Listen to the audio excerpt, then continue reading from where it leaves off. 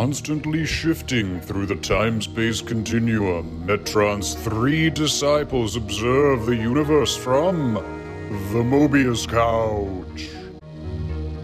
First, you got to put your neck into it. Don't stop. Just do it, do it. Then you roll your tongue from the crack back to the front. Then you suck it off till I welcome you to the Mobius Couch, a time-space interdimensional vehicle from which Patrick, Joe, and Alessandro travel the universe of comics, from classic crossover events to current hot limited series.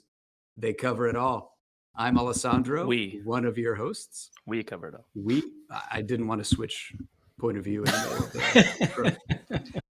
Anyway, I'm Alessandro, one of the hosts, and I'm joined by Joe. Hey, Al. How's it going? Okay. I'm Joe, everyone. Hello. And Patrick. Hey, Al. Hey, Joe. This is Patrick. Inevitably, I will call you Patty. That's just going to happen. Hey, Patty. Hey. Ladies and gentlemen, we are here today. We gather here today to talk about New X-Men by Grant Morrison and sometimes Frank Quitely, sometimes other artists. Quite frankly, he does a very few issues of this, but we love Frank Quitely, so quite frankly, he should have done more, I think is what you're trying to say. I like that little turn of phrase you used because, as Wikipedia told me, Frank Quitely, the pen name, is actually specifically a play on words on quite frankly. So how appropriate. How did I not know that, by the way? I guess I just never cared to look into it. That's probably where that comes down to. Yeah, it's probably that. So when did this come out? 2001. So it started in one? Yeah, it came out right after the first X-Men movie was released in theaters. So this is some old stuff we're talking about. Doesn't feel like it, but it is. Yeah, you can tell it's a little dated. It feels like it. I mean, for the comics... I mean, like, it doesn't feel like it's 20 years old because I feel like it doesn't. This like a few years ago, but no, it's kids that were born when this first issue was out are able to buy booze. Yeah, no, I meant the exact opposite, Patrick, because I'm horrifyingly aware of how old I am, and so that this came out 20 years ago, it makes sense to me. So specifically, we're covering the Ride at Xavier's arc, which is issues 134 to 138. But I do just want to talk about the very first three issues just a little tiny bit because was really, really good and really groundbreaking. Quitely drew the whole thing, so it was very good art. Although, as you were saying, Al, you could tell it was like rough for him back in that day. But if you compare the first few issues with for example, the Ride at Xavier's art, it's it's a different ball game completely. He feels like he has the characters down like a lot more by the end there. Yeah. Well, that Ride at that arc. Yeah. I mean, that arc is really like peak. It's just the best. He's incredible. I think peak Quitely for me is like Batman and Robin when Bruce was dead. That was a good one. Yeah, and that's some perfect Frank Quitely art right there. Yeah, All-Star Superman. Well, also other Grant Morrison books as well. But they were. They do a lot of collaborations, and I feel like Grant Morrison's best stuff is when Frank Quitely's attached to it as well. Well, they are both. I believe they're both Glaswegians from Glasgow, so maybe there's some Morrison definitely is. I don't know much about Frank Quitely. I think he's also Scottish, so I don't know. There might be some kind of like cultural compatibility. Honestly, I think for Morrison, and we've discussed this like on our own off podcast many times over the years, but like Morrison is sort of like I can kind of give or take him. Sometimes this shit's like way out there and it's kind of insane and it doesn't really come out well. And then other times I'm like, this is fucking amazing and I love this and like I'm all over something he wrote. And then, it's very hit or miss. And for maybe something about Frank Quitely paces his story or his art well with his writing or something, or maybe they just gel well together, not even on purpose on their end. Just like maybe that's just something creatively that comes out in the mix. Well, they do. When they're together, I like it a lot. And it's interesting because the new X-Men run is quite long, And you do definitely see the usual Morrison variants of some arcs are great and some are kind of what's going on. Yeah. But even within New X-Men, it really does seem to match up with when Quietly does the art. Yeah, it's Morrison is also top of his game. And yeah. When they bring in a relief hitter to do art, it kind of Morrison's writing is on the lower end. Yeah, I was flipping through. So I was reading the Ultimate collections on my iPad. I mean, I've got all the issues somewhere, but I didn't feel like digging them out. I noticed I just really quickly scanned a page, and it was something about like the way that they were working or something like that. And it was just like, oh, when this guy came on the team as in a team of artists, and I'm like, the fact that you had a team of artists, like I love Frank Quitely's art, but like obviously he's not the speediest of artists or something, or maybe he was busy doing other stuff during this exact same period, but I don't think he was. I remember when these issues came out, I was like, oh, he's not drawing this one again. And I was like, but then and later on, it's like there's like 5 artists on the book, which is crazy because usually it's like one main artist and then like they take a month or 2 off here and there, and then somebody else fills in a little bit. They just have like a regular fill-in guy.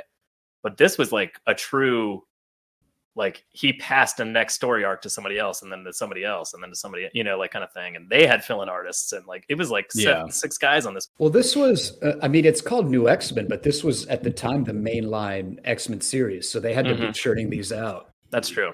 This was before Marvel started doing that really annoying thing where they restart the book at number 1 every time a creative team comes onto it. So it starts with New X-Men, I think 113 or 114, something along those lines, because it's just piggybacking off the original X-Men run from Jim Lee back from the 90s. This was like a complete rebrand for the X-Men. And Joe, I think you've been more into actually reading comic books longer than me and Al. My only real knowledge of the X-Men before reading New X-Men was the 90s animated TV show, which is wildly different from the characters in this book. And then well, that's based largely on Jim Lee's run, so that kind of follows through with this. I'm sure you recognize a lot of the more obscure casting characters just from that cartoon. But I will say Morrison, and I would be interested, back to what y'all are saying about how much, if it's kind of like a Fiona Staples, Brian K. Vaughan relationship where Quitely's art and his ideas. Morrison introduces a ton of new characters in this book, in this run. And they're all really very well developed, interesting characters. A lot of them are the younger students. Yeah. And I wonder how much Quitely contributed to all of that, because there is a very sharp difference between what y'all were just saying. When Quitely's on the book, even drawing those specific characters, like somebody was drawing, like Beak, for instance, is one of the characters, one of the younger students, and he looks horrible.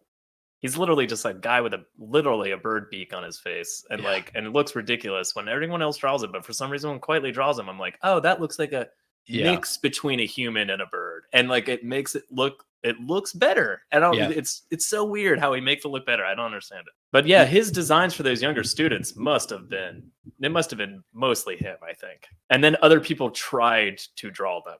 And it was like, you're not doing a good job at this blob guy. Like the what's the wax kid's name?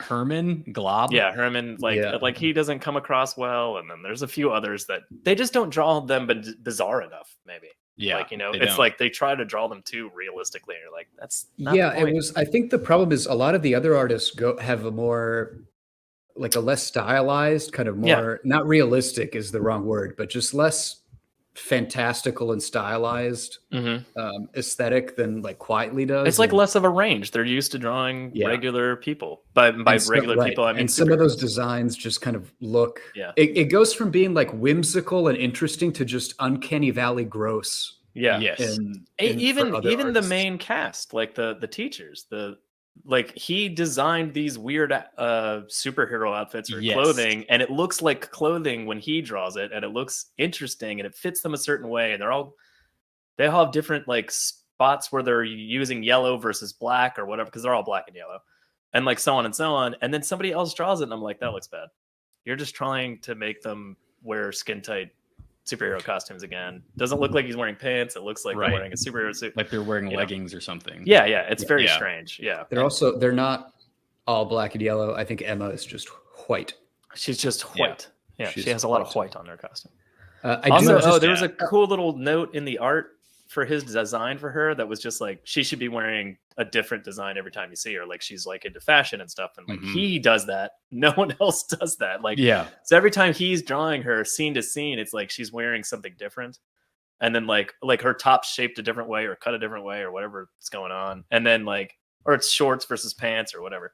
And then like someone else draws her, it's just the same standard like X made out of her flesh weird costume that they came up with, which I love. Well, I loved her specifically in the Ride Xavier. I think I sent a screenshot we were talking about it, but yeah, I love the sort of costume design for her in that whole kind of mini arc, because at one point she's wearing like pants and a turtleneck, and then she's also wearing a giant kind of winter coat. I just kind of like the different looks she has in that arc. She's fantastic in this run. But going back to Quietly's art and the character designs, Emma's costume, her outfit, the X, her top is basically just these pasties that cover her nipples, and I guess attached to the back somehow. I think it comes. I think it goes around the back. Yeah. So when Quietly draws her in that outfit, it's something you could imagine being on, at the Met Gala or on. Yeah, it like seems to make actual sense. Yes, somehow. I want to push back a little bit on that, but I know where you're going. I agree with the overall point, but yeah. But when other artists tried to do that costume, it just was a mess, and it's all over the place. It looked and terrible. Mainly because maybe he draws her with a very small frame, like she's a smaller woman, and it like kind of fits that frame. But when you draw her like all elongated and gigantic, like a superhero, like a classic, like most of these artists are used to drawing, like, and you put that same outfit on her, it just looks ridiculous. Like I don't know. Actually, I was going to give credit to whoever this dude is. K.E. Ron Grant, who drew the first issue of this arc. It's the only one Quietly doesn't draw, but like he actually connects it in the center. So physically it makes more sense. You know what I mean? So like there's not like an actual X, it's more like a V and then a lower V. I'm really trying to hold back the Bechdel test jingle already, just as we start talking about how the X of her costume is just bare flesh. Well, I mean, like so honestly, at the time though, like those designs for those costumes, I was like, this is so weird and I love it. You know, like kind of thing. Like it was so out there, and like even everyone else's costume, not just White Queen. Well, I do. So before we go a little bit deeper, I just want to make this about myself for a second. So to piggyback off what Patrick said earlier, I didn't really get into comics until, when I was super young, I'd buy a few issues here and there just because you're like 8 and you're like, oh, shiny, colorful object, buy it. Daddy, mommy, buy it. And then you buy it. I know we talked about using daddy earlier. I'm not using it sexually in this context. I'm using it as a child asking his daddy for a comic book. Where was I? Right, comics. But so later, end of high school, I started getting into comics more seriously because of actually both of you. Well, mainly Patrick, but also I had just met you, Joe, and both of you were like, oh, you should read this and do that. And the first run that Patrick recommended was, oh, you should read New X-Men. Like it's better than the cartoon. Like it's really awesome. So it's a good one to start. Yeah, but this was pretty much the first comic run I read seriously, and that then got me into comics in general. So I just wanted to bring that up on a personal note. This was a hugely important run for I don't me. want to do all the trade paperback. Yeah, overall take. What was so interesting about this book, it's a mainstream Marvel book, so it's X-Men, one of their flagship titles. They narrowed down the focus though to just like a small handful of the X-Men. Yeah, characters. They really did, yeah. And they really deep dive into each one of those characters' development, their past, what they're going through. And together, too. And they interacted with each other a lot. Yeah. As opposed to just being like, oh, Storm's on the team. She's going through some shit a few issues ago, but I don't know anything about it because there's 30 of us. Right. You know, like kind of thing. Like, funny enough, like Wolverine is probably the one that gets the least amount of character development, I would say. I would say that's a bravo on his part. Yeah. Yeah, I was going to say... like, he used Wolverine exactly how he should be used. Like, he used him in reserve and, like, played up his I'm never around, like, character arc, so to speak. So big points. Morrison brought back the fact that it's a school. So in addition to the X-Men super team, there's actual students that are like going to class and learning, how to use their mutant powers, but also just probably basic subjects. Beast has had this secondary mutations is introduced. So mutants get new powers. It was a relatively clever way to refresh a character's power set. But Beast goes from being like an ape beast to being more of like a feline cat beast. And they go into him struggling with reconciling the fact that he's becoming more like an animal. Cyclops was just recently possessed by Apocalypse. So the stuff with Cyclops, I love. The black bug room or the bug room, all that stuff. Black bug room, so Cyclops is having like an existential crisis because he was possessed by Apocalypse. His brain is broken. And then you have Emma coming in, shaking things up. And the Emma and Jean dynamic is one of my favorite relationships in all of comics. So I just want to say, outside of just like a regular superhero book, he did so much work with just the actual individual characters. And when I was younger, I would probably pass his book up because, as Alessandro was saying, I would go for the shiniest cover with, and I equated the most characters in a book being the most bang for your buck because, why would I get one issue with Flash when I could get the Justice League and see all the superheroes? Right. But having them narrowed down to this small group of six X-Men was great. And it also left breathing room for them to delve further into the actual students. On that note, you said 6. So like Professor Xavier himself is like on the team and like actively doing stuff, which is like also not super normal. He's just hanging out at the school all the time. They never utilize him unless they use him as a martyr in the past. So like he's like actually used in this book in a way that was refreshing and new and interesting. Again, aside from just a role on the team, he really has a pretty fully fleshed out character and is a frequent actor, right? Like you said, Joe, and not just kind of the dude in the wheelchair who says, go my X-Men every 5 issues and that's it. Yeah, but you're right. I mean, this was sort of, again, I didn't read the previous comics so much, but it is sort of refreshing to go from the 30-member team of Nightcrawler, Psylocke, and Earth 616. Obviously, the character designs, Nathan as Gray was and all saying, that, kind of coming off the back of the movies. Oh yeah, and heavily influenced by that. But like, they even reference like, oh, thank God, like Wolverine's like, oh, I'm so glad I'm not in that stupid costume right now, kind of as if like Professor Xavier had been making them dress up that way all this time. Well, yeah. And that's kind of funny, and like we could talk. Well, about he that. he even references himself in the arc. Like later on in the arc, he's like, "Well, I just thought we were trying to identify ourselves with like the other superheroes in the Marvel universe, and now I realize how stupid that is, and we need to be our own thing, kind of thing." But it's all just based on the movie. But like, it's still translated well to the comics, and at the time, I think, even as most comic readers were kind of like burnt out on that whole like superhero costume thing, and we all kind of wanted that like Matrix black leather ridiculous crap. Like we all liked it at the time. Like now I feel like I just want the real costumes again. But like, it's cyclical. And as ridiculous as Emma's costume is, she's the closest one to like wearing a quote unquote ridiculous superhero costume. Everyone else is just wearing pants and a belt and like shirt and jacket and stuff like that. Gloves or whatever, Not so close. I mean, it is a ridiculous costume. I don't know about clothes, it's still a ridiculous uniform. It's just more its actual clothes. I like how each of them has something that's like Beast is kind of wearing like a vest and a top coat, like as opposed to Wolverine, how we were joking, he's not wearing a shirt half the time or almost at all. And he's never wearing a shirt. Just talking about costumes, and this is true for the men too, but platform Cyclops' shoes. Visor's thinned down for the first time ever too. Well, that it wasn't that cool. bulky over the ear thing. Like he just wears everybody's wearing giant platform shoes. Have you noticed that? Like they've all got like at least an 8-inch raise on their shoes. It's kind of weird. Even Cyclops, who's already super tall. No, everybody, even the men, everybody.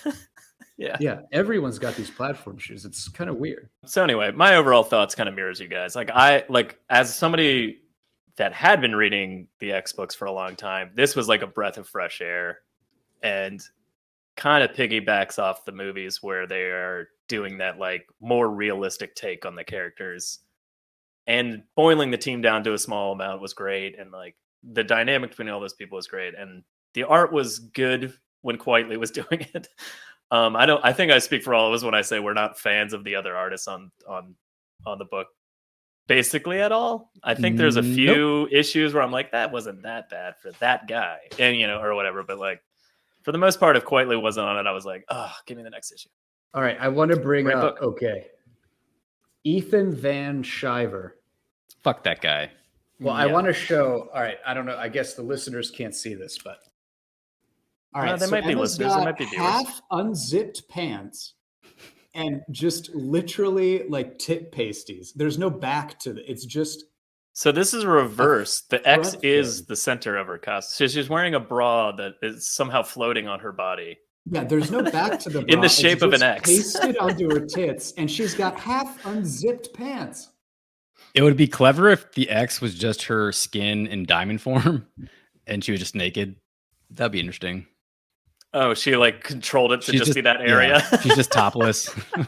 Anyway, that Van Shiver guy, I just shame on you. You can't draw. Oh man, what was it? I mean, I know Patty texted us the picture of it, but I think it's Igor Cordy drew it. But like that one issue where Emma's first like sitting in a chair, like Cyclops comes into the room to be like, my marriage is in shambles. I'm confused. I just need someone to talk to. And she's like, tell me more. And it's like a full page of her just like all weird and gangly and like in a chair. And it's so, well, her so tits are like, strange. She's got her finger in her mouth and boobs out, like, and she's got spread eagle legs. Oh man, she's like, there's additional padding on her vagina. Oh, yeah. It's weird. Her vagina is like shoved into the frame. Like it's not like it's in your face. Like it's curled up. Like she's sitting on the small of her back or something. Like not on her ass, and her vagina is just like in your face. You're like, what the fuck you am I looking editors. At? Yeah, editors should know better than to sign off. It was pretty bad. Like that was bad. But let's talk about. All right, but we're going to focus in and talk about the riot at Xavier's arc. Okay. Real quick, before we do that, I want to talk about E for Extinction real quick. It brought in Cassandra Nova. It set the ground for all, like Patty was saying with the school, and it's actually a school, and it's crazy. Just the reinvention of the Sentinels, the reinvention of like the villains being who they were. Magneto dies in like 2 seconds in it, and he doesn't even get any screen time. Like, there's a lot of really good things that happened in those first 3 issues that carries throughout these entire arcs. Yeah. Like, I loved like Emma walking in the room to kill Cassandra Nova, or at least fuck her up because she cracked her neck around and it didn't kill her. But like, and then she's like, oh, they're all like, all 4 of them are like, oh my God, thank you, Emma. Like, you saved us. And she's like, I came back for my purse, bro. You know, like what? I was like, this is the best. Like, it's so like just little stuff like that. And that carries out through the series. But I just want to emphasize real quick before we dive in, like those first 3 issues are like so good that it started like all of this stuff. But overall, they don't really fight. They don't really fight any of their classic villains per se. I mean, at the very end, yeah. But overall, he introduces so many new characters that are still relevant in X-Men today. And I don't think I really picked up on that. The fact that most of the villains were created specifically for this run. But the key is that the groundwork laid in those first 3 issues is reestablishing it as a school, bringing in students, bringing all these interesting characters in, to where the drama involved in this later story arc is just the kids at the school and like the fact that they've all been outed as mutants. X-Men comics previous to this was just the school's hidden away and no one really knows what it is, and it's just like this thing that's like exists in Westchester or whatever, and it's not like Professor Xavier going on TV and being like, I'm a mutant. And everyone's like, what the fuck? So like now it's a mutant school and everyone knows. So there's like people outside the school all the time going like, get the fuck out of here, mutants and shit like that. And it just like sets the groundwork for this arc that we're about to get into. But anyway. Well, I will say one thing I liked about the whole Morrison run is that it really feels adult in the sense that even so, there's that clear distinction between Xavier's students and adult teachers. And the main characters are all kind of the adults in the room. And a lot of the conflicts, too, don't really end in kind of, well, except for some things at the end, but they don't really end in sort of like a destroyed New York City and an apocalyptic battle where of just fighting for your life. A lot of them kind of, the climax is more confrontations between people. Yeah. And more limited, like the action is very limited. And so the whole run just feels very mature, but not in the mature sense of a Zack Snyder. Yeah. This is a grim, dark, gritty version of people. The action's mature in the sense that like usually someone just shuts somebody else down in like a second, you know, like they're like, what are we going to do? And then someone's like, I got this. And then you're like, oh shit, that's the tone of that is, so even the very first, the E for Extinction arc you mentioned, the first panel is an already destroyed Sentinel, and Cyclops kind of has his foot on it, and he's just kind of shooting it, and he's mentioning to Wolverine, like, we're done. You don't have to keep He's like, you can probably stop. Yeah, because Wolverine's hacking something up, and he's like, you can stop, buddy. We're done. You know. But I do think that I like that tone it sets of just kind of like we're adults. We handled our business. The Sentinel's down. Like we're just kind of working and cleaning up now. Yeah, and it brings in a more, comparing it to establishes the 90s. That fact that they're the teachers too. Like that they're the graduates, so to speak, of the school.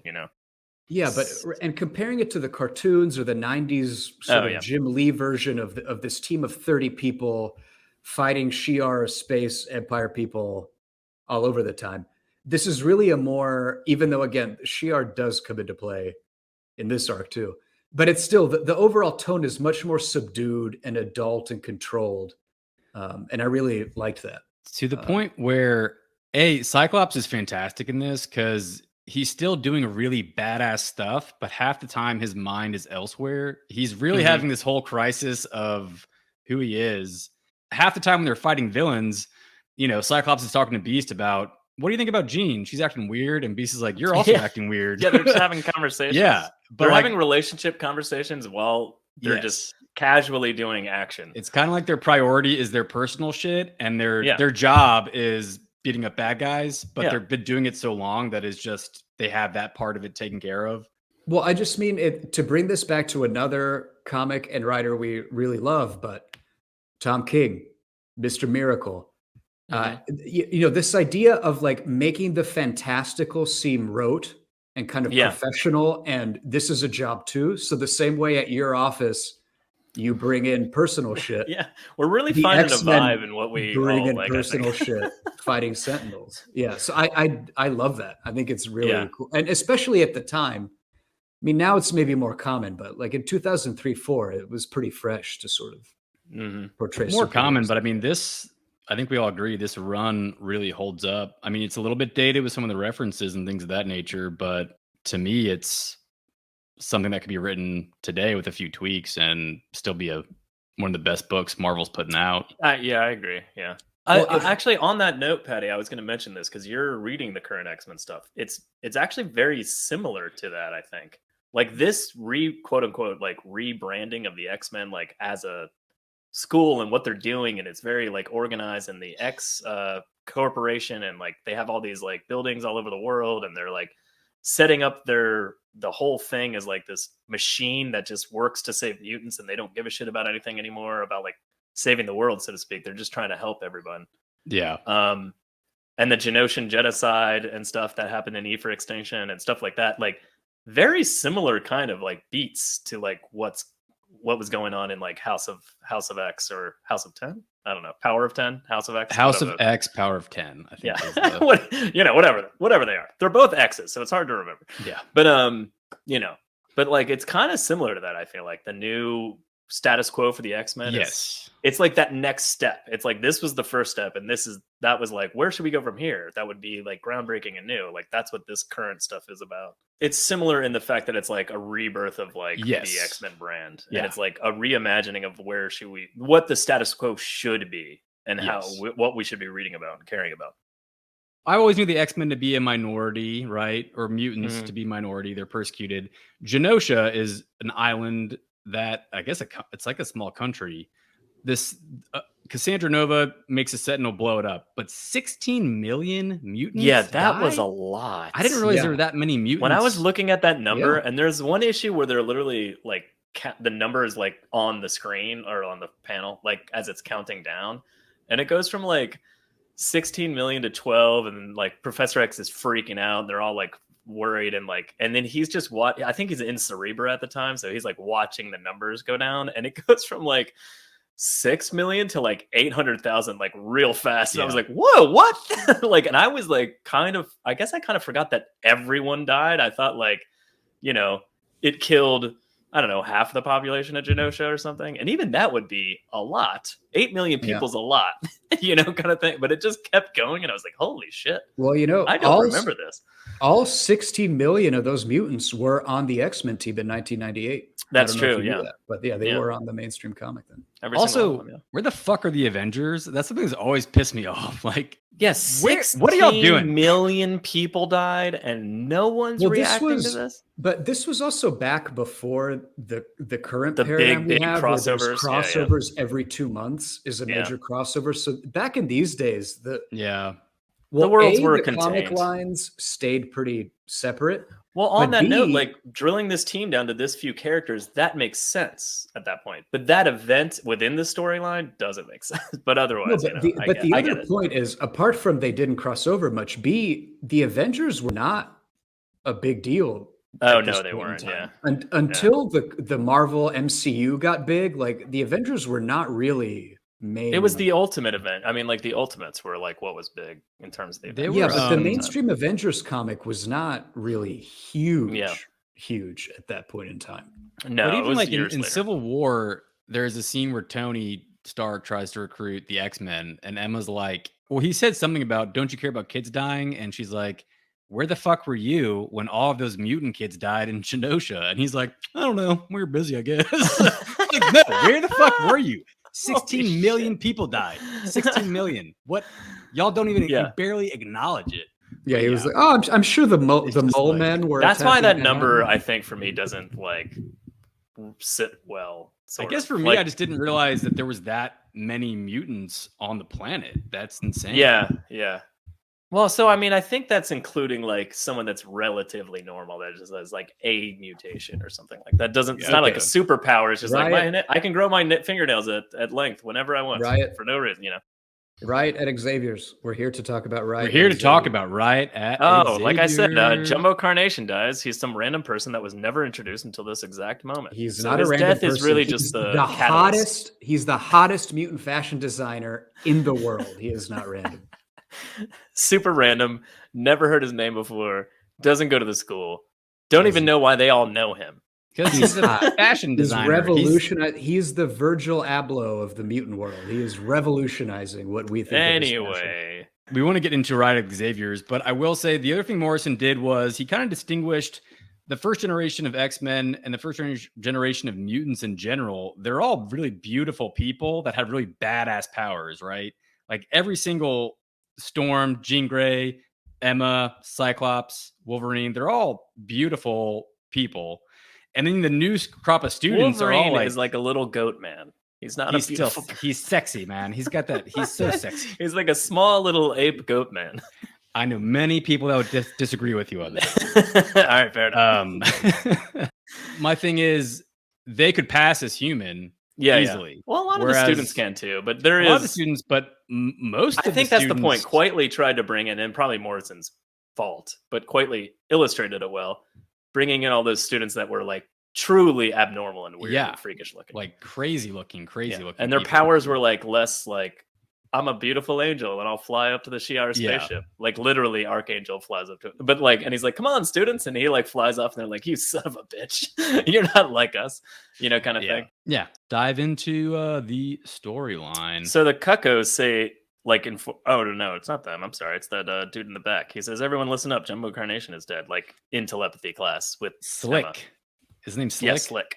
Yeah. Like a macro point on the Riot Xavier's before we go in on it. Oh, yeah. Well, we're in the arc, though. Go ahead. Yeah. So I don't know if this is a function of time has passed and I don't remember, or when I read this in high school, I didn't have the maturity to really get what was going on. But I remember when I first read this arc, I had this memory of, Quentin Quire, an Omega level, like a real threat. He almost took down the school and they barely survived it. Oh yeah. But then that's not reading it now. It was actually a joke.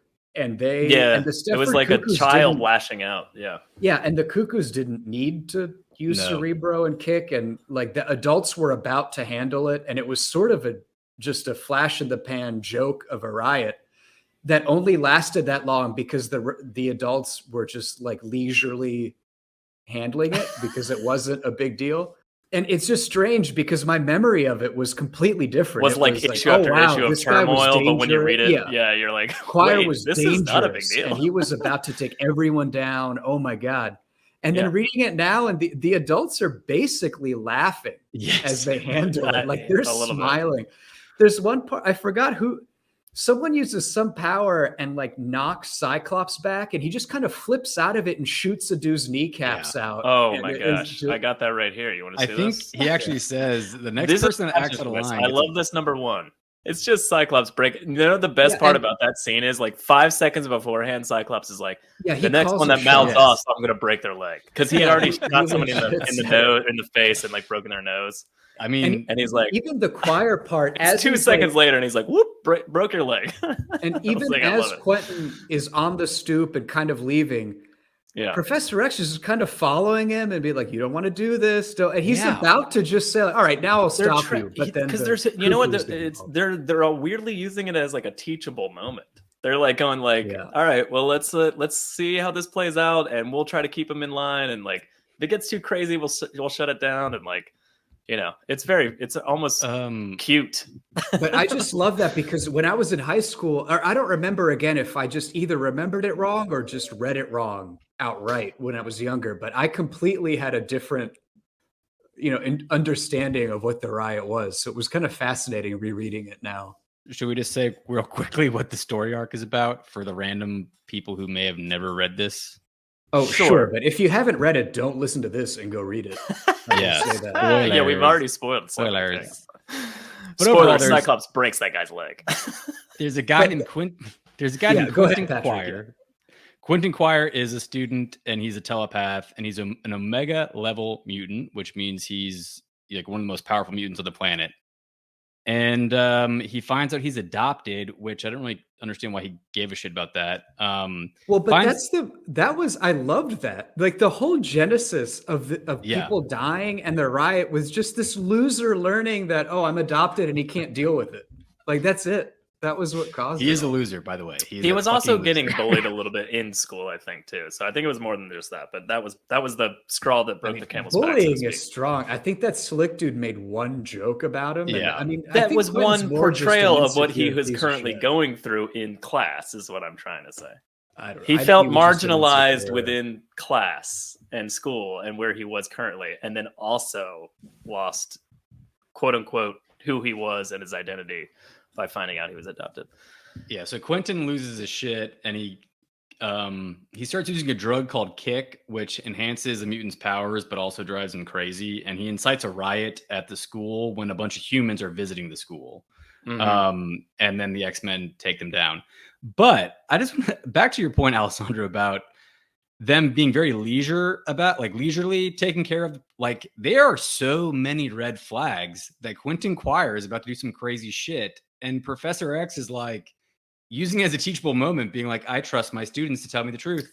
Yeah, and he's literally like, well, let's just see what he does. Let's just let him have it. And Wolverine even says, like, just let him, like, if we try to rein him in now, they're just going to resent it. And Cyclops is like, kids need discipline, then they can rebel. Or something like that. Yeah, it's just like the fucking lines of dialogue when the teachers are just like, this is so bizarre. I liked the contrasting parenting styles of Cyclops. Also, Wolverine literally plays out like what he says. He does it later. Like when he does confront them, he doesn't attack them. He just sits on the stairs and goes, "You guys better knock it off." Like he's like, that's it. He doesn't do anything. It's so good. My favorite part of that entire scene, though, this is when there's kind of rumblings that Quentin Quire is up to something, and they're having this like psychic meeting. All the teachers, Wolverine and Cyclops, they're all arguing about, oh, the kid's just going through some stuff, blah blah blah. Emma is like, they're all on drugs, you fucking idiots. That's why. Yeah, she also goes, by the way, I tried some of it. It was fine. That was one of my favorite Emma lines is when she just casually drops, oh, I tried it, for science, and it wasn't. Yeah, I tried it, to see what it would be. She said, I felt angelic and violently insane for 5 hours. I foresee trouble if this becomes widespread. Yeah. But her line is, wait, what was her reasoning for using it? What did she say right before that? For scientific purposes. Yeah. She just said, that's it? Yeah, I was trying it out. Yeah. She says, we found the dispenser. We found this dispenser outside the common room window. I've tried it, of course, in the interest of science. In the interest of science. Thank you. That's it. That's what I'm looking for. Also, there's 3 fucking telepaths on this team, and none of y'all have bothered probing any of their minds to find out. That would be a violation of privacy. Yeah. Xavier and Jean don't do that, buddy. Oh, what the fuck? I mean, Emma would. Yeah, but I do. So I think that's kind of a caricature of it's playing into the real that real kind of youthful sense of, oh, well, adults don't get me. And this is playing into that. Well, even adults that are psychic still don't. They don't get me. They don't, they don't respect these kids. They don't as care equals. enough. They don't care enough. They don't get them. It's kind of playing into that youthful view of how adults treat us, but times mutant powers and all. I think it's kind of like playing with that idea. We do have to mention that Zorn has that class of misfits, and they're currently doing their own thing. Yes. So I'm sure we'll get back to that, but like, while all this is happening, a new character named Zorn also has like a little class of misfit characters, sort of, and they go off on a camping trip in the middle of all this shit for some reason. And I don't know if we want to talk about Zorn, because I could talk about Zorn for about 3 hours. But I know. So I don't feel like this is the episode to dive deep into Zorn, though. Or should we? I don't know. We could, but that is also just a giant other topic. That's just like maybe we should come back when we revisit New X-Men at some point. We should just talk about Zorn as a whole. We could do a whole episode on just Zorn. Yeah, that's what I'm saying. Just talk about Zorn as a whole, and we'll just talk about how it was handled or whatever. And he also very centrally fits in with, Patrick, the idea you were talking about of new students, ugly students, not perfect godmen students. And he is kind of the shepherd of this sort of lower class of disfigured mutant. Like even among the freak students, there's freak students, and he's the teacher that's not like a beautiful person or god being with amazing powers. His character, he has amazing powers, but I love his character design. It's awesome. Joe, back to your point. I loved his character, frankly, until just the inexplicable plot twist that he's Magneto that was not developed at all. Well, I think that's how most people felt. Even Marvel was like, we need to figure out how to fix this, because they didn't do a very good job of it. But yeah, all the characters in the special class, Dummy, I mean, they're all very terrifying. Dummy is living gas that apparently smells like a fart, and he's inside of a dummy suit that I don't. So that's him, and then he's in No Girl. No Girl is the best. Yeah. She does not exist. That's her mutant power. Oh, the other weird thing is like, what's Cassandra Nova's character called? The little Ernst. Ernst. Thank you. Yeah. Ernst. But yeah, another twist I don't remember at all. I don't think they explained that almost at all. Yeah, I think it's in the very last story arc when it's in the future. Martha, the floating brain, one of the characters, just a fucking brain in a fish tank that floats around. But a good part of that is that they rescued her from that U-Men play, and that's kind of a cool, like, instead of going like, yeah, you're a mutant and you fucked up, you even tried to attack us, but they were like, we forgive you, come to the school, learn, be a part of us, kind of thing. Yeah. Well, and it's just a brain in a globe. Even before the future, just in that last arc where Magneto's doing New Genosha in New York or whatever, they do hint at, I think it's actually Esme says something like, or no, maybe Magneto says some comment of, who are you really? Or like, what? There's something deeper than Ernst or so they kind of hint it. Which also, crazy fucking decision for Xavier to be like, hey, you remember that bitch that almost killed literally everyone? Let's just keep but when they end her story in like the collection before this, like, it's not that crazy. Like, they already have her in class, and like him and Jean are talking to her, kind of thing. Patrick, so it's not that weird. Patrick, I challenge you to name. Well, I challenge you to name one sensible decision Professor X has made. I'm waiting. You can go back to the 60s if you want. I would need time and Google. Joe, I mean, do you want to hazard a guess? We could go back to the 60s. I mean, I think the best thing he's done in this entire arc was reveal he was a mutant, and that wasn't even him. It's Cassandra Nova. So no, he's horrible. He doesn't ever do anything right. He's the worst. Anyway, Magneto was right. #. Another riot thing I wanted to mention.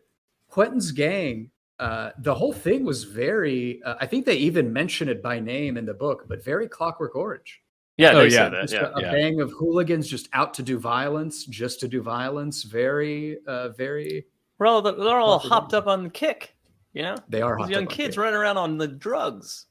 I love the whole conceit of this arc, because this idea that Quentin's whole thing that he brings up to Xavier all the time is, well, you're super cool with people who agree with you, Yeah. But what if your students don't agree with you? What if you're wrong? Also, he what if doesn't your act. teachings He's like, aren't you say all these applicable? things, but you don't Yes. do anything to make it happen. And he's like, change takes time. And he's like, well, fuck you. I want to do it now. I mean, his methods aren't the best, but a lot of what Quentin says is very, very on point.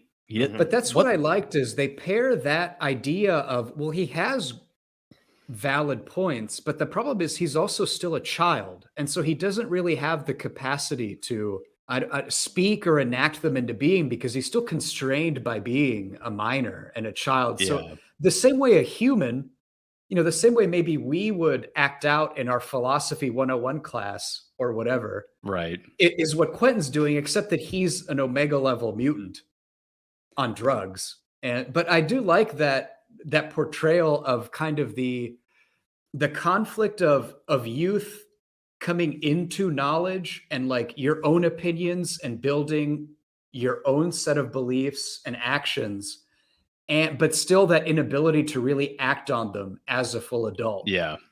And that's kind of really what Quentin and his gang run into, is for all their bluster and new ideas, they're just kids, and the adults who also are mutants, right, just put them back in the bottle, just stuff them back in. I do like Quentin does have a few good like little moments when there was a scene where he's lecturing to Xavier, pretty much what Alessandro said, like, you haven't been doing anything your way isn't doing anything for us, and how the humans are killing all of us. And Xavier says, just because some birds are irrefutably black, it does not follow that all birds are blackbirds. And in the next panel, Quentin's talking shit about Xavier, and he goes, some birds are blackbirds. Like, he paraphrases it in a way, but like, Alessandro, to your point, it is kind of how a teenager would be like, you fucking like asshole. Where'd you read that? I get the point of what he's saying is like, you can't go out starting killing humans because not all the humans are the ones that are killing us. But like, at the same time, you're just like, yeah, but a lot of them are. But he also, I think he's just making fun of him that Xavier could just be like, hey, not all humans are bad. But instead he went with, just because some birds are black, it's a riddle. Like, Quentin's like, you're like, God damn it, Xavier. Fuck you. Not all birds are blackbirds. What are you talking about? Just say what you mean. So fucking good. Well, they also, Blob is crazy because so his body's made of wax, and the way they quote unquote use him for violent effect is they just light him on fire. Well, obviously he can't feel when he's dripping, obviously. Well, or maybe it's Wolverine type style thing where he's like, I feel it every time my claws come out or whatever, but it hurts, but I deal with it. Like, maybe it's something like that. But like, they literally set him on fire. Yeah, they light him on fire. It's crazy. So it's like, wow. I don't think it hurts him. It's just like a funny. Clearly, it can't. They set him on fire, and he literally just starts running after people. There's no further thought to it. They're just like, set Herman on fire and cut him loose. See what happens. Do you want to talk about the human interaction with the kids camping and stuff and Zorn? Just for that one scene with Zorn. Yeah, that's pretty. I mean, that's one of my favorite. Well, also there's another scene with the human where like Quentin's gang goes and attacks some of them too. So like there's that and so human, for larger context, human are humans who are trying to artificially become mutants in a sense. They want to graft mutant parts onto but they're also walking around in scuba suits because they don't want to breathe or touch the soil of this earth until it is the world that they want to live in, kind of thing. So until it's here. So it's really weird. They're a weird cult. They say that they're mutants that were born in human bodies is their tagline. Well, is this a metaphor for trans people? Okay, so I really don't know. Is Grant Morrison a TERF? Is he? I have no idea. Who's after trans people? So, total side tangent topic, but the whole Beast being gay thing, like, I can't make sense of that at all. Well, no, I want to talk. So they handled that very badly. It was very insensitively. It was just. But again, I did like. Okay, so his 2001. So you have to his intentions were pure-ish. Well, keep in mind this is 2001. Yeah, and to even hint at one of the X-Men being gay was kind of a big thing. But then walking it back in the manner they did, Cyclops is like, "Hey, man, I have that right here." He's like, "What's going on?" He goes, Beast, but you're not gay. I know you're not gay, Hank. He literally said, and he's like, so I might as well be. What the fuck? Like, I read that line, I was like, what is happening right now? Beast basically says, well, if it sells units, I can just be gay. Yeah, like he's using it for commercial gain, which is so. Hold on, let's talk about it from the beginning. So the first instance of it is him breaking up with his girlfriend, and his girlfriend going like, "I'm so sorry," blah blah blah, and he's like, "That's fine, don't worry about it. I've moved on. I think I might be gay." And that was it's such a weird throwaway line, and then they circle back to it like way later on. So apparently, this ex-girlfriend that is in the media exposed him to the media, added him to the media. Yeah. So he kind of like ran with it. So he even says to Scott, like, yeah, it started as this, and that was petty of me, but then I was outed to the media, so I just thought I'd roll with it to try to, kind of thing. And you're just like, what the psychology behind that, like everything behind that is just so fucked. Well, and I felt like they were going in the direction that, because a big part of Beast's character arc in this run is the fact that he's mutated into more of a feline animal, and I thought they were toying with the fact that he's so cats are gay. confused. Everybody knows. Well, not that cats are gay, but how does it affect? I mean, his whole biology is affected by that. So I thought they were toying with this idea that he's so mixed up and he doesn't know what, like, attracted to tigers. I don't know. Like, he's a fucking cat now. Like, I thought they were going in that direction, but when he was very clear, like, yeah, no, I'm straight. I said that to hurt her feelings, and then she fucking outed me, and I don't know what to do about it. So but I'm up. So I just ran with the popularity polls. But he didn't say it in that way. He kind of said it in this like, I mean, it was that bad. It was bad, but like but he said it in a way of like, well, I feel like I'm helping people, so I don't want to say I'm not, like kind of thing. Like people were like going like, oh, a champion for gay people. That is and also mutant or whatever. But it was still just like said in such a weird way and bad and like, I don't know. It pulling this out of my ass. Age well. It didn't age well. But you don't do that now. I would love to talk to Grant Morrison and be like, what was the deal with that? Because here's what I'm surmising may have happened. Grant Morrison was like, hey, great opportunity to introduce a gay character. We can make it Beast. Marvel said, we like the idea, but that's a little bit too controversial. We don't want to make one of these, one of our oldest characters gay. And so we can tease it, but then we're going to have to walk it back. And that's kind of the way Beast said it. It's kind of like Morrison being like, yeah, I wanted to say it, and then these people told me I couldn't. So it is what it is. Like, so there might be a lot of meta, could be editorial shit happening there. I want to say he's not like I want to say he's a pretty fervent gay ally from what I remember. From so there's an earlier page that touches on it, and he's talking to Emma, and she says something like, oh, the cover of a magazine Emma's reading says, I'm as gay as it gets. Yeah. And basically Beast in this moment she's going like, oh, I'm really proud of you for saying you're gay. And he's like, yeah, I say a lot of things. I'm playing the drums now. Like, he kind of plays it off like really weird in that scene. And I was like, what the fuck? All right. Yeah, I do. I hope it was a case where Grant Morrison said, all right, I'm going to make him gay. And then an editor maybe said, roll it back. Because if this was intentional, I think it's just kind of insensitively handled. I think it's more like he wanted to do it, like Patty was saying, like he wanted to do it and they wouldn't let him do it at all, and he decided to do it in a weird way that kind of got the same point across, but doesn't age well. Let's put it that way. Another weird thing is that when Beast saves Herman, the glob of wax that's on fire is chasing after this car, and Beast saves the people that's inside of it, and it's clearly two gay guys. Which I thought, I'm like, that's strange as well. What's happening? Actually, I don't have a panel for that, but I do have a panel of Beast during that scene. Actually, never mind. They're right here. Yeah.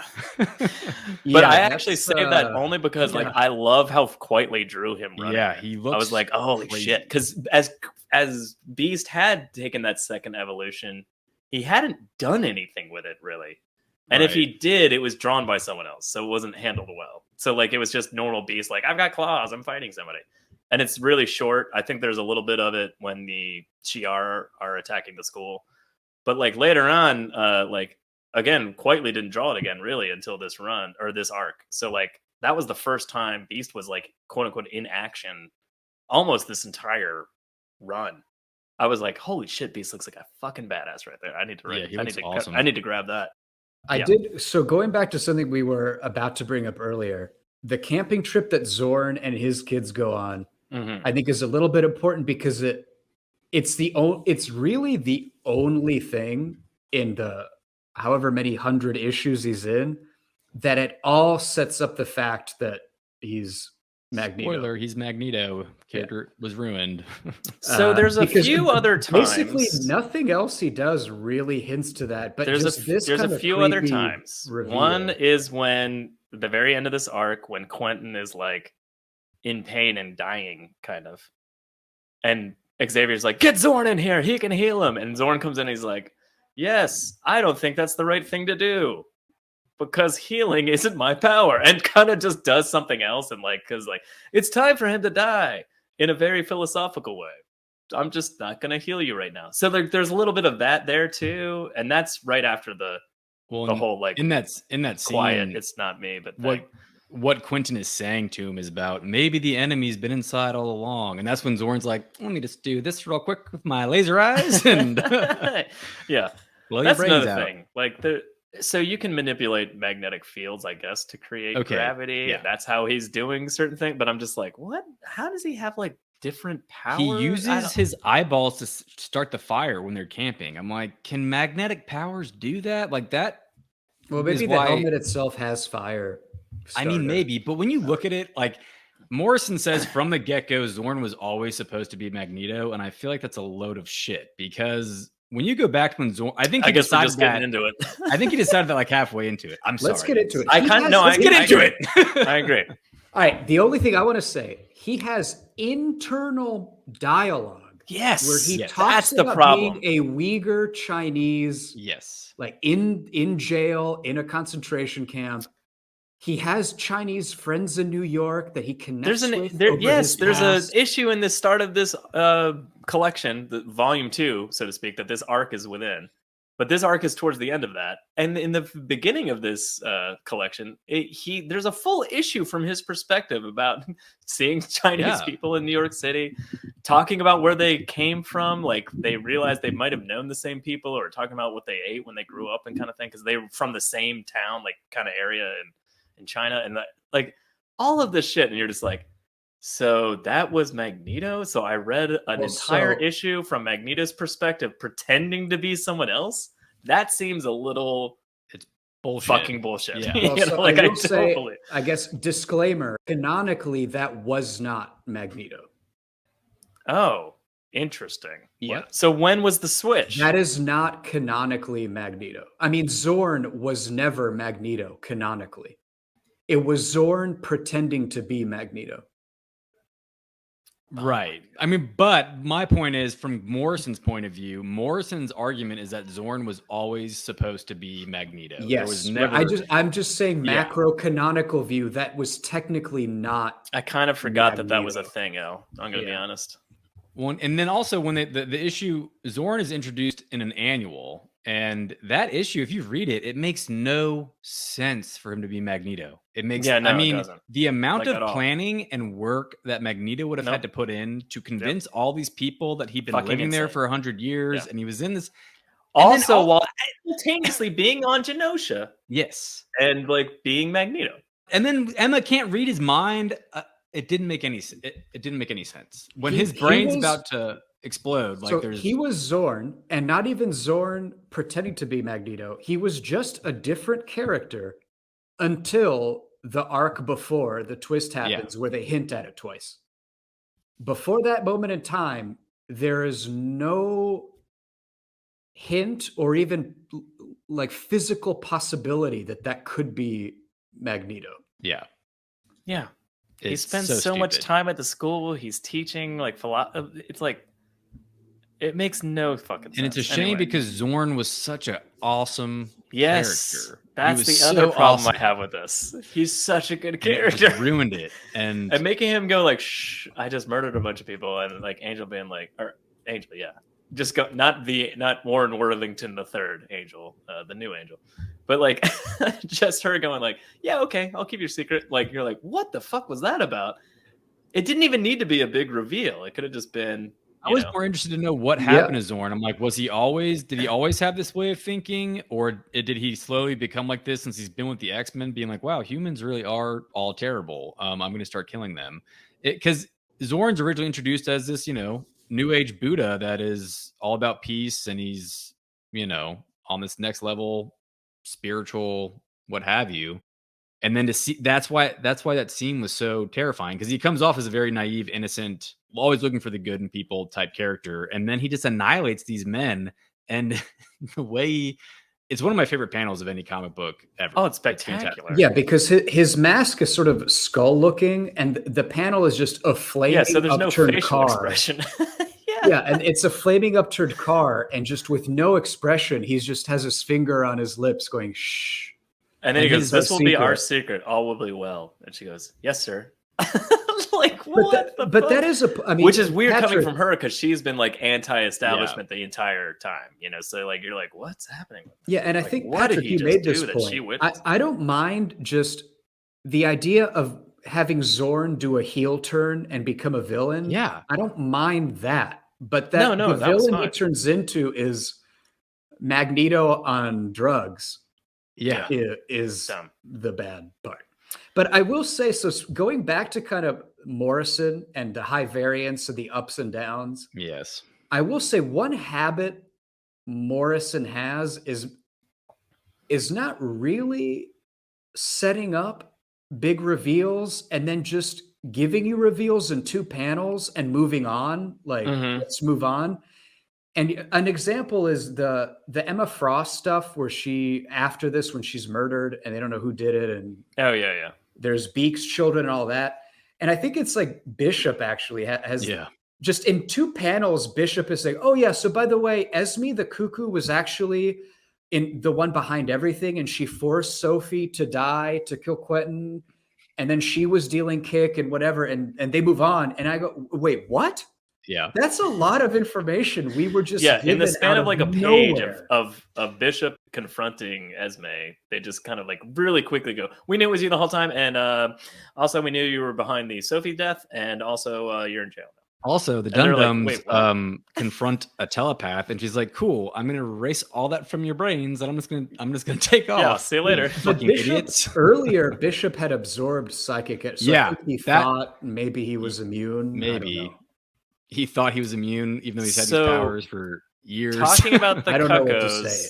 And I just meant it's sort of a Morrison staple to not really build up to twists and then just give you a snap of a finger. Oh, X, Y, and Z plot twist, and then he just but this was kind of with the shushing panel. This is kind of set up early. Like, you're kind of like, wait, what's going on? Like kind of thing. It's set up 5 issues, but it's not set up throughout the lifetime. No, sure. Zorn character. But the reveal is still bad anyway. Because chronologically, I don't think Zorn, because after this, I think is the Weapon Plus story arc. I don't think Zorn features much until he's revealed to be Magneto after this run. I just don't buy Morrison's take that he always intended it to be Magneto, because I feel like he's too good of, even though he's very hit or miss. It just seems like that was such a sloppy way to handle that character that I cannot believe he really planned it to be Magneto from the get-go. It doesn't make any sense. Let's pretend editorial made him do it, just like the Beast thing. Yeah, let's do it. But editorial was like, no, what are you doing? Why? The editorial didn't want it to be Magneto. They were like, what the fuck is happening? Shh.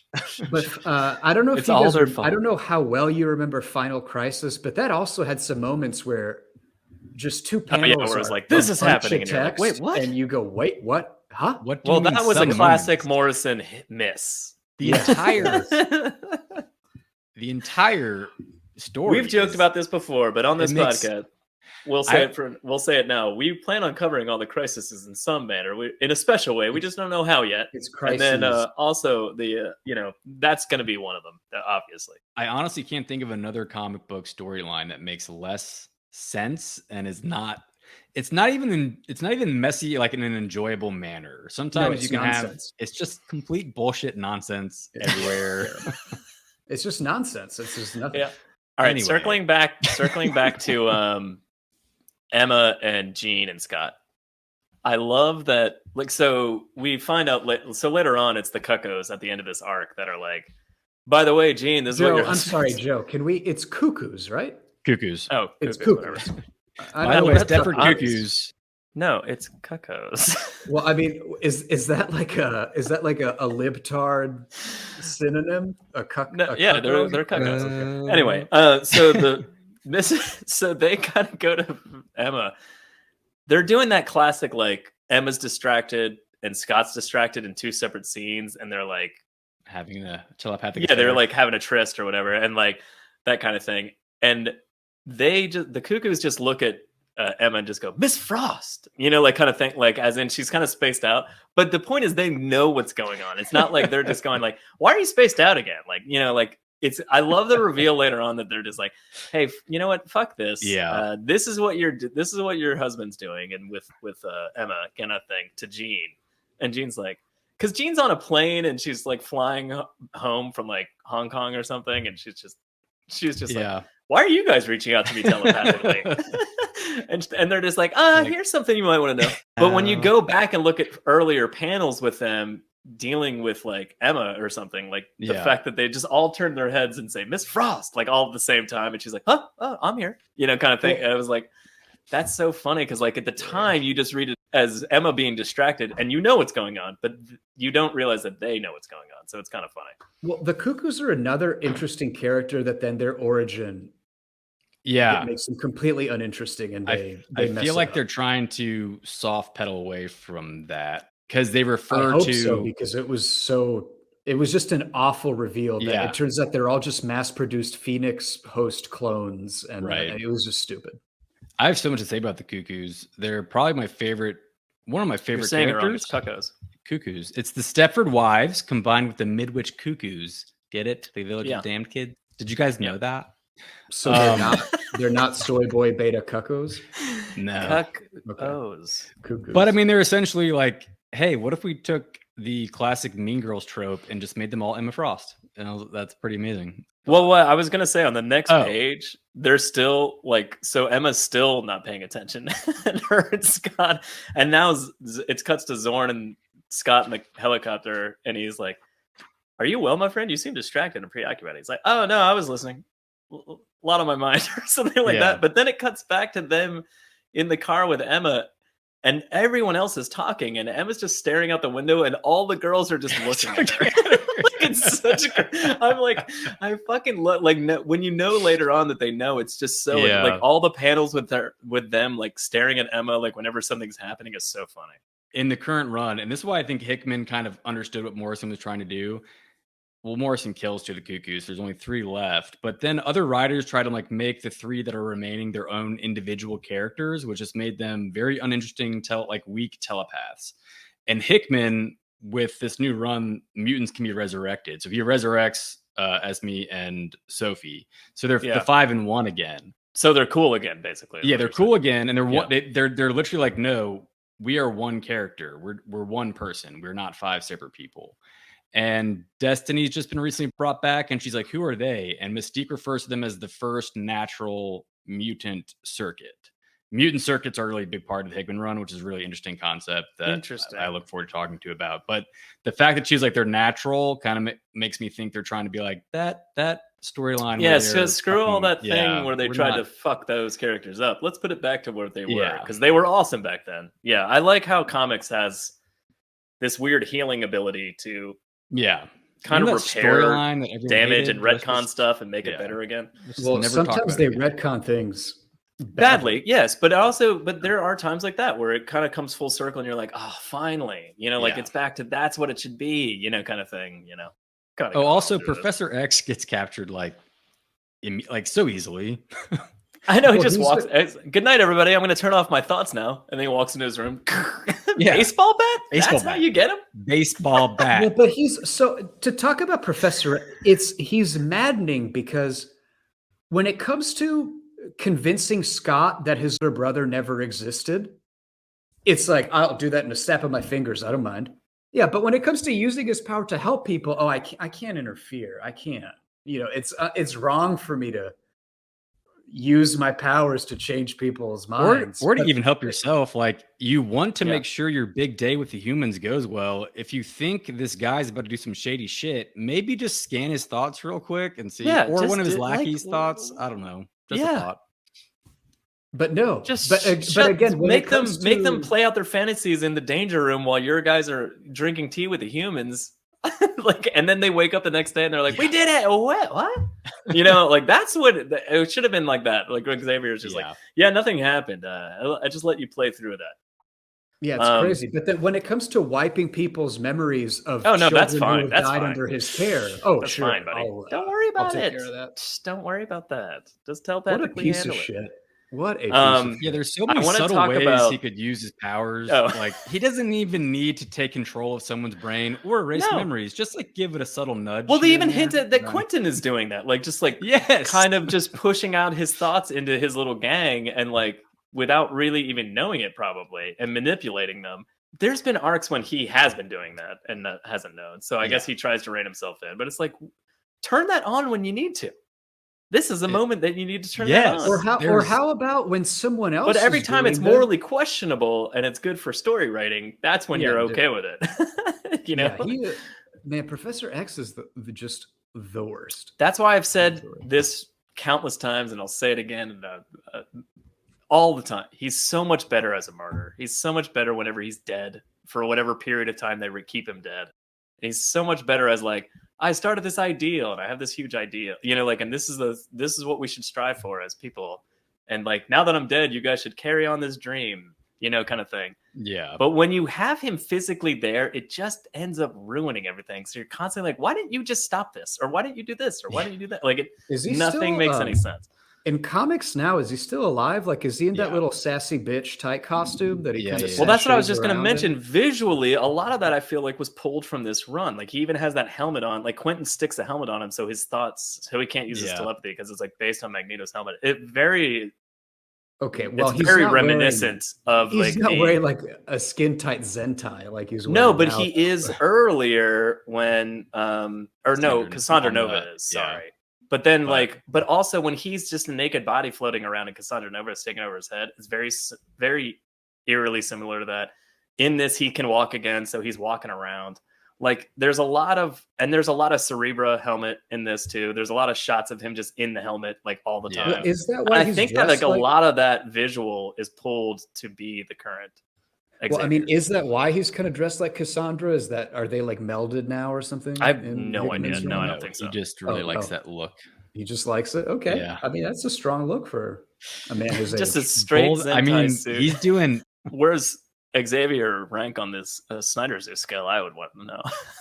Not even. Well, okay. So during the Magneto Zorn arc, he puts him in a floating vat of liquid to imprison him or whatever. I mean, he's got a legit gun. He is not on the Snyder Zoo scale. Yeah, Professor X isn't worthy to even gaze upon Snyder Zoos. Yeah. What about shirtless Logan? What do you guys think about shirtless Logan? In this? I'd put him on there. So I disagree with Patrick's take. You know, I know that like we haven't been very critical of Quietly so far. I don't know what he's channeling for Wolverine. He looks like a Gollum creature. He looks super sexy. I disagree with you. He's got a weird, wrinkly, hairy, crackly face. And what story arc is it when he's basically just got those like leather suspenders on the entire time? Again, that's when the Shi'ar. it's when the Shi'ar attack the school. I think it's in the end of the first collection. Oh, right. At any rate, I mean, it's ridiculous. He looks ridiculous, but it's but super hot at the same time. I think you're trying to say. I mean, yeah, he looks good. But there's a shot of him like literally on all fours. Like I said, there's a shot of him on all fours, and the camera's up high, and it's shooting down at him, and it's like him and Beast are in the foyer or something, and Shi'ar attacking. It's that kind of mode. I'm sorry, but I know we've been talking about like how women are portrayed a lot. Look at this cover of the Shi'ar Empress. Yeah, I don't know like, what's going she's on. Not form-fitting tits out and just crouching with her legs spread open. Who comes up with these? That's what I'm like. She's not like Spider-Man. She doesn't jump around. Like, why is she sitting like that? Yeah. Imagine if the cover was Professor X sitting like that. Is that a Like, Quitely that's not- cover too? Because that's bad. I think it is. I think it is too. We've comic book creators. We have to stop this. What was it? Well, I think that's kind of been largely. It was the Hawkeye. It's been initiative, right? marginalized, I think, lately. But yeah, I think it was the Hawkeye initiative it was this meme online of swapping male and female poses in comic book covers. And that happened. So there's a specific, I think this came into the forefront in recent years. There's a specific cover shot of Spider-Woman like crawling onto the top of a building, but it's like the way her back is arcing, because you can see her boobs and her ass. It like makes no, like you would have had to fold her spine backwards over itself to like get both of those angles of her body, you know what I mean? And I think like, I think someone drew that as Spider-Man and not Spider-Woman. And it was like, so it showed how ridiculous it was, you know, like kind of like really emphasized how insanely ridiculous it was. And I think that was one of the very early, like, this is unacceptable, this needs to stop kind of things. But like, it's gotten better, I think, over time. I mean, like, well, they still do it on movie posters. Like, there's a million movie posters where every like Scottish Charlotte Johansson is just like her ass and she's looking over her shoulder or something. And like, people are like, would you pose Hawkeye that way? Like, what the fuck is this? You know, kind of thing. Yeah. But, and this was a long time ago, but really we've got to do better. And especially, I mean, Quietly is one of my favorite artists. I super respect him. Let's change that. I do love how he drew the other, just the Shi'ar group of people. They're really fantastical. Oh wait, do you hear that? Do you guys hear that? Does this pass the Bechdel test? Oh, is that the song? The Bechdel test. Is it time for Bechdel? The Bechdel test. So anyway, it's like 100 issues. This whole new X-Men run. No, does it not? It one kind scene of where two women alone talk about something that isn't a man. Oh, well, not right. I guess not. Well, no, I want to say Jean and Emma have a conversation at the beginning that is not about Cyclops. But that's very rare. I don't think that happens. No, they definitely do, because I have it like memorized. And Jean asks Emma to stay, and Emma's like, "They're wiping us out. Your Xavier's dream doesn't make sense." And Jean says, "Why are you such a bitch?" And Emma says, "Breeding, first class breeding." And I always thought that was really, like, I love most of Emma's like quippy one-liners. Okay, so but Patrick, you're wrong. Beast is in the room. Oh, you're God wrong. Damn it. Beast is in the room. I mean, I appreciate your ability to flip through very quickly, Al. I would be on the surface. I would agree with Al, but I gonna be honest, wasn't super paying attention to that. But the fact that it didn't stand out to me at any time when I was reading, because I know we're going to talk about that. No, so the fact that I didn't go like, oh, this one. There must be, when Jean discovers the affair and goes into Emma's mind, that whole issue is just them talking to each other. But their whole conversation is predicated on the infidelity with Scott. No, I'm talking about when Jean finds out Emma's been having this psychic affair. She goes into Emma's, and they're not talking about Cyclops. Jean, there's a part where it goes into Emma's whole confrontation is built on the fact she found her cheating. It does not matter. You learn a lot about Emma. I'm sorry. You learn a lot about Emma, and Jean actually has like some empathy towards her. Then she's being like, "Wow, you had a really fucked up upbringing." They get very deep and kind of cerebral with the entire conversation. No, I know. I get that. I read I disagree, because that whole, I don't care what happened to the scene before. Their whole relationship is predicated on the fact that Jean found her cheating. The point is that they have a conversation about Emma's past and who she is as a person. Yeah, I don't know. It's a super, like, I get that the scene before that is about Cyclops, but it's these two. They have a very interesting relationship. That being said, I really enjoyed their relationship, even though they hate there is the love triangle thing going on with her and Scott and Jean, but like, I truly do like their interactions a lot. As I referenced mistakenly, I referenced the Silent episode. That was fantastic, or issue, sorry, but that was really good. I mean, I do too. Like, I love both characters and I love their interactions. But on that note, this podcast, it does pass the McElmurray test, because there's a lot of growth on both of their parts. alone, let alone there the are- yeah, they do cuckoos, and develop- like there's a lot of girl characters that go through a lot of changes and arc and story development and character development. They do, but I disagree that going strictly Bechdel test, I don't know if that interaction counts given what is the catalyst for that interaction. And as much as Emma is used as a sexy lamp, she is definitely not a sexy lamp.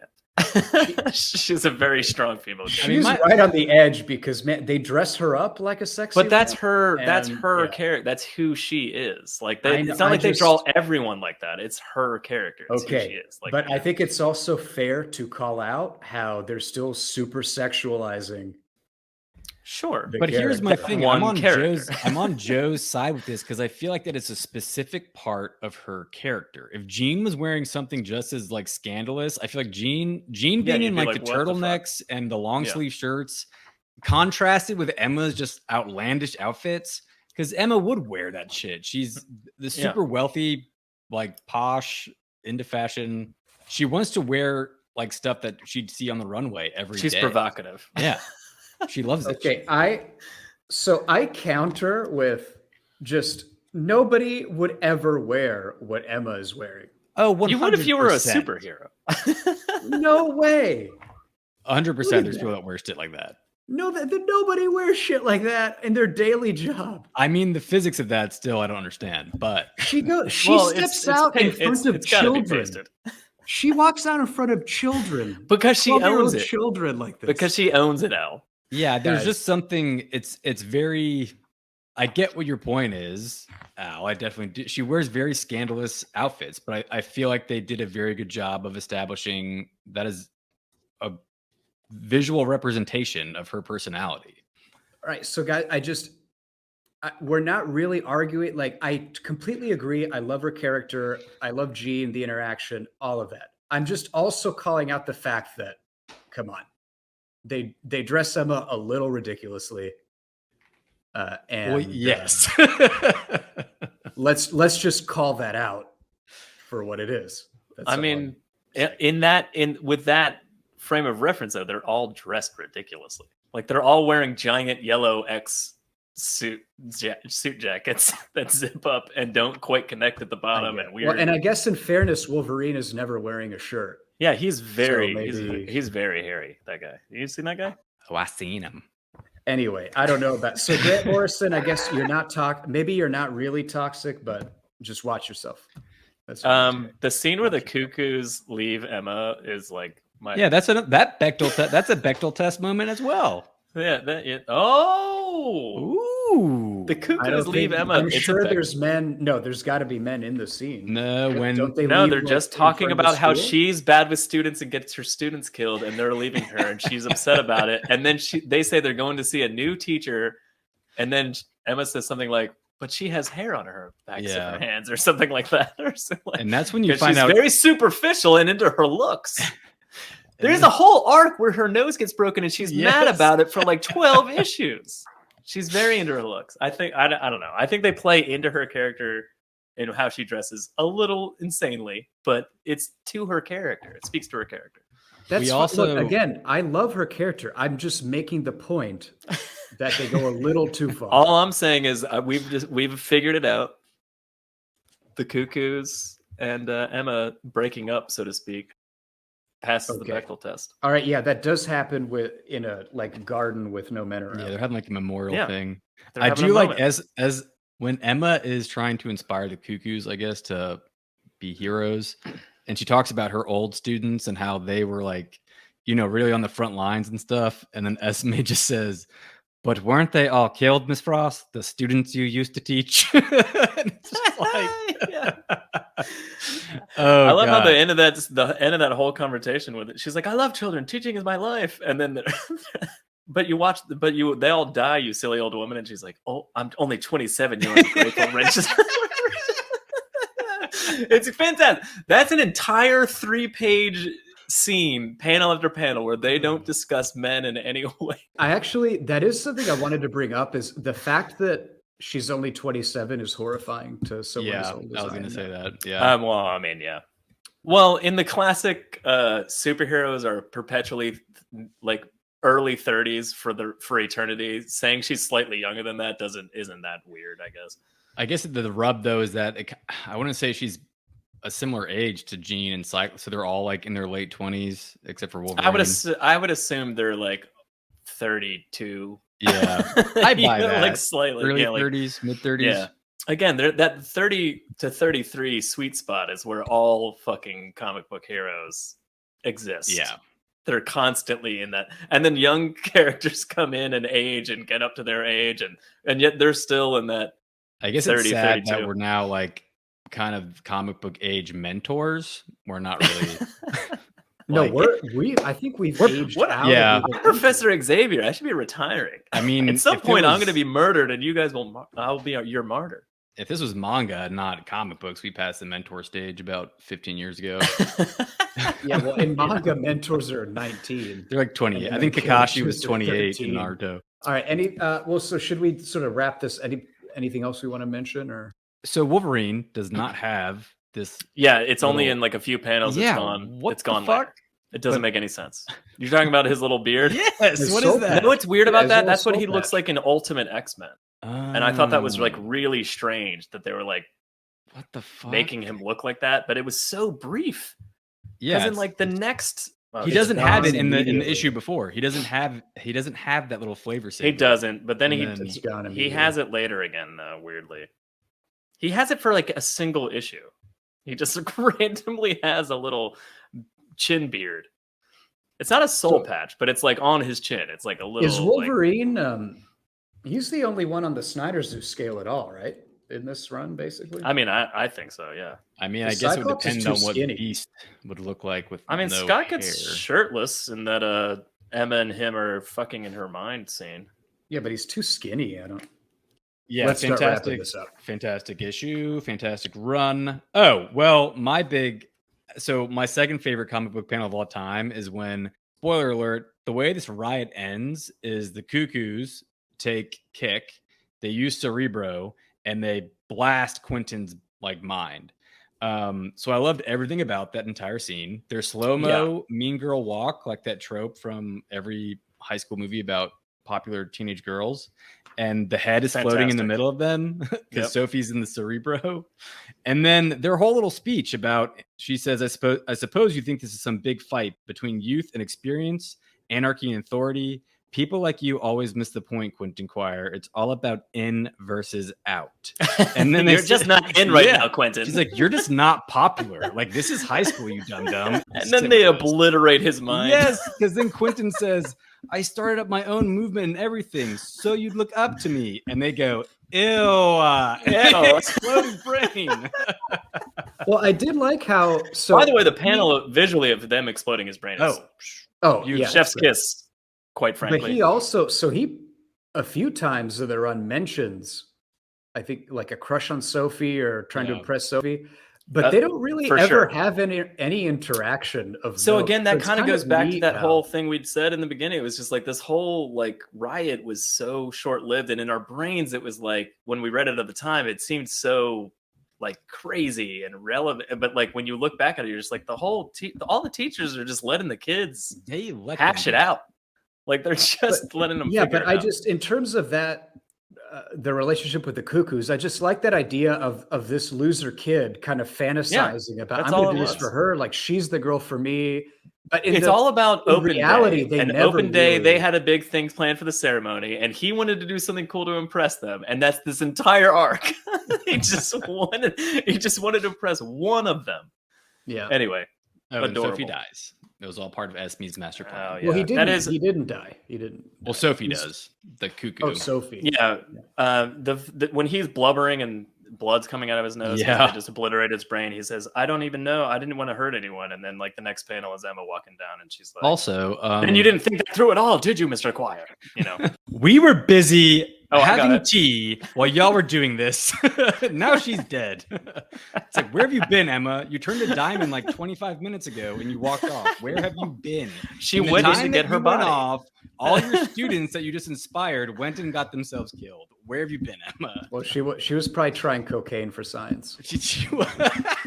You know what's funny about that? Like, all that happens, and then the next issue picks up with like Scott and Hank still chasing after paraffin wax man. Because he just well, the point is, it's funny because like it's all wrapped up at the school, and they're all like crying and getting over it, and meanwhile they're still running down the street chasing after living bomb guy.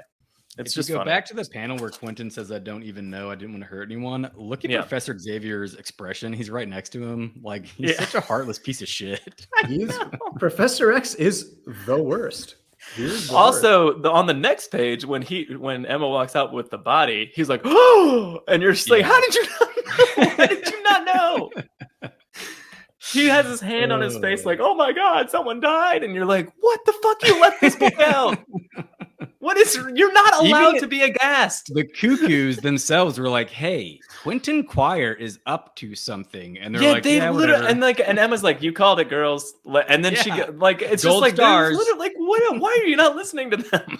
What's happening? Yeah, but I just love that. Horrible teachers. I love Professor X's art of like, "Oh, Quentin, you should think about this." Oh, someone's dead. Oh, well, you've been dicking around, buddy. Somebody and died. then Wolverine's literally yelling at the gang in a gym later, just like, "How dare you? Yeah, listen to me, you little pieces of shit. I'm gonna scare you straight." And you're just like, "What the fuck?" That's the end of this. The scared straight routine. All right, man. All right. So wrapping this up, Grant Morrison, Frank Whiteley, you do pass the Bechdel test, so good for you. Unfortunately, even though Al tried to smash you into the ground, you're not toxic. You're not toxic. Okay, but still, a little barely. I just there's always work. Barely is still counting, and also honestly, I feel like Makamori is more important than Bechdel. Well, there's always work we can do. I need solid character arc and growth versus a singular conversation that has to exist without men involved in any way. Okay. Also, I think this was the only comic we've done that passed the test. So sorry if I was maybe not prepared. It's not. There's been another one. There's been another one. It's pretty rare. And then the other important note: Wolverine is the only person measuring the Snyder Zeus. So it's Snyder Zeus 10. Yeah. Frank Quitely Wolverine. Where? Well, he's definitely less than Jack Reacher. So what is that? What's the number? Give me a number. I think Jack Reacher was a 0.01. God damn it. So Wolverine would be a 0.001. Oh, you're the fucking worst human being I've ever met. This scale is immeasurable. It doesn't make any sense. I disagree with you. Wolverine's 2.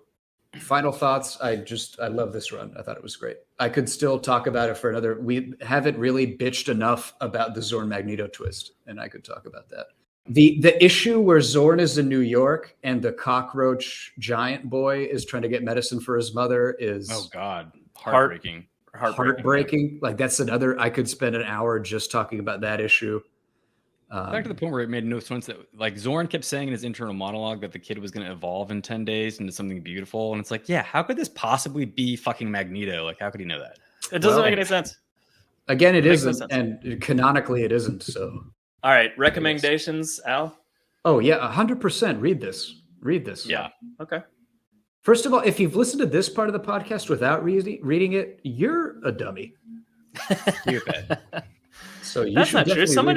A lot of people might listen to something all the way through, even with spoilers. That's not true. Like, I want to experience this now. Like, I hear what they're saying. There's a lot of good points. I want to read this now. Patty? Yeah, 100% read it. There's so much foundation that's even set up. I mean, read it for itself alone. But going back to my original comment, how I was only really familiar with the X-Men through the 90s TV show. So in that TV show, obviously Cyclops and Wolverine just hate each other. They're always arguing. And this was the first time you really get to see that they have like a very high mutual respect for each other. Yeah. So they do clash in certain instances, but it was nice to see that they have more of like a brother type relationship. So that was interesting. And then, yeah, everything about Jean Grey and Emma Frost in this run, I'm obsessed with it. Like I quote lines from this run probably every day in my head at work over random shit. I'm only 27, you wretched. Going back to that point, yeah, she turns Diamond to turn her emotions off. So like losing her student didn't require that, but being called old, she's like, old, I can't handle it. No, she's Diamond form when she has a dead girl in her arms. Well, no, but like the fact that she wasn't still in Diamond form. Oh, like, fair enough. Okay, yeah. Like that was because I think that's because she's a healthy individual and can like recognize when. I guess. Anyway, highly recommend this run. I really holds up over time. I was kind of surprised. Again, I gotta circling back to the initial E for Extinction. The launch of this run, very, very good. And it builds up to this arc and something that comes after. But this arc within it, very good. But you kind of need the foundation before this. So I was gonna, if I said to recommend this, I would say read New X-Men, period. Like not just this part. Yeah, But yeah, really good. Holds up. I like it a lot. I loved all that stuff. The stuff about Scott and Wolverine. I like how you mentioned brotherly instincts. It's almost like they're actually playing into that teacher aspect, and they have two different philosophies on teaching, but they both respect the other person's philosophy on teaching. So like, and in that doing their superhero role as well, and they work well together because they've been working together for ages. And I think that dynamic was really good. And yeah, Jane and Emma, so good. And I kind of liked how there's always that love triangle between Cyclops, Jean, and Wolverine that have been going on forever. Mm-hmm. And I like how at the very beginning of this run, Wolverine they shut that down real fast. They shut it down immediately. And Wolverine's like, I'm not into it. We've talked about this. We'll never get this go. Well, this will never work. And then in comes Emma to add this different dynamic to it. And I liked that. That was a really, again, a refreshing take. Yeah. My last point, and I forgot this till Alessandro, you held this up, and I saw the quote on the back. And there's a point where Jean is quoting Professor X, but it's Jean that's saying it. And she says, "We can't afford to be ashamed anymore. We can't strap down our wings or hide our strange eyes and brilliant minds." And that was the quote I used to start my law school admission paper. Oh, wow. All right. I got in, so I guess it was decent. I don't know. Well, there you go. That's how much of an influence. There's a glowing review for a comic book run. It's you can quote it as your entry into university. I recommend maybe a Daredevil quote would be more appropriate, but I guess X-Men works. Honestly, there probably was a Daredevil quote on the list, but I went with that. Very poetic. Okay. All right, that was the Mobius Couch. We'll see everybody next time. Yeah, see you next time. See you next time.